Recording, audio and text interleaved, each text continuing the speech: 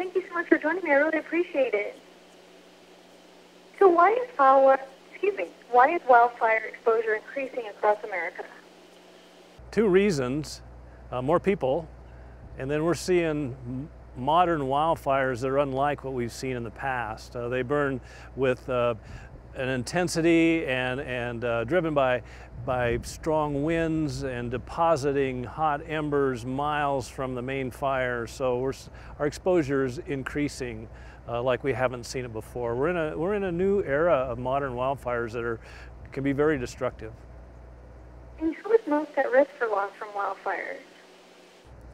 Well, the risk from wildfire, and it's important to remember that it's not so much where you live as how you live. If those embers from a wildfire a long ways away are dropping from the sky like wooden matches on, burning, or are being blown into your home and trying to make their way through openings and vents in your house, that it's stuff you need to take care of before the event. And unlike a tornado or a hurricane or a flood, we have an advantage with wildfire because it's a process of combustion and it needs heat and fuel to continue. And actually, we can modify the fuel in a localized area and control whether it occurs or not in a small area.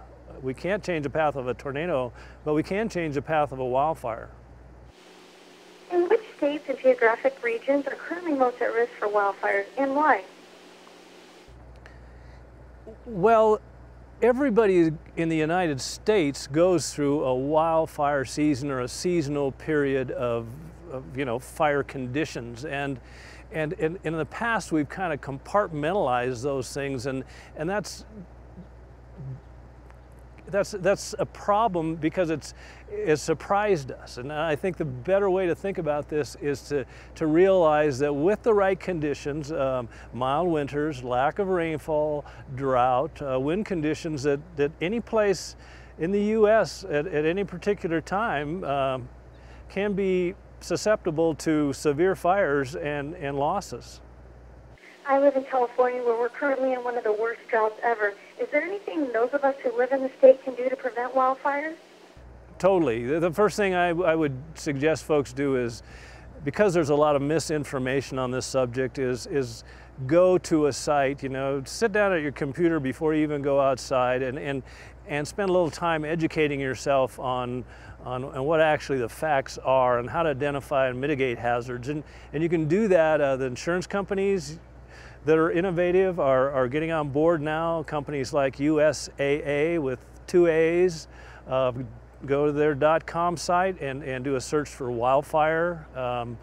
Firewise.org has checklists and online interactive training. And then there's even an app for your phone called WDS Pro that you can download.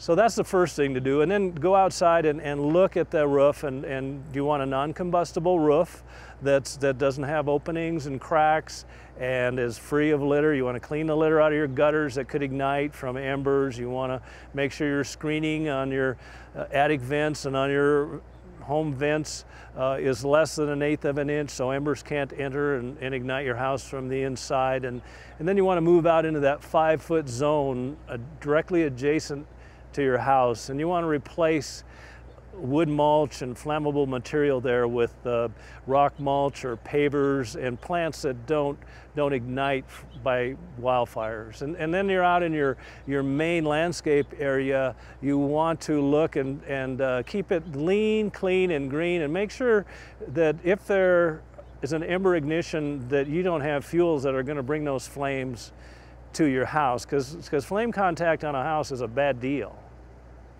And how do vegetation and landscaping ignite structures? Well, basically through what we've talked about, that ember attack thing, and so we want to harden our house against ember attack, so those embers that land don't have anything to ignite, and they just burn out on their own on a non-combustible roof or in a metal gutter, for instance.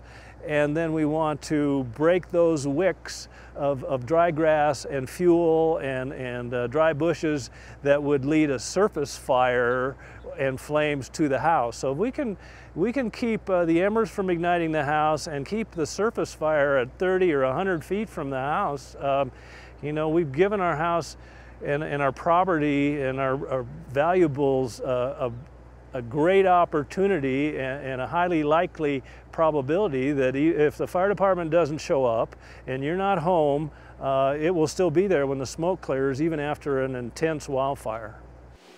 And do you have any additional tips or information you'd like to share with us? Well, you know, it boils down to paying attention and acting. You know, once you understand what we're talking about here and what's going to ignite, it pretty much boils down to stuff you can do on the weekend. It's yard work, and as one guy put it to me, he said 3 words: maintenance, maintenance, maintenance. So if you can't do that, and some people can't, but you may have landscapers or you may have other resources in your community that can help you do that, and this becomes a community event, and that's when instead of one home being protected, why we'll have a wildfire through an area and everybody's home survives. Well, thank you so much, Pat. Where can we go for more information? Well, for more information, online, USAA.com, firewise.org, and in California, firesafecouncils.org provides, you know, assistance to homeowners and communities. Well, thank you so much for taking time out of your busy schedule to speak with me this morning, Pat. Have a great weekend. Okay, thanks for having me, and have a safe fire season.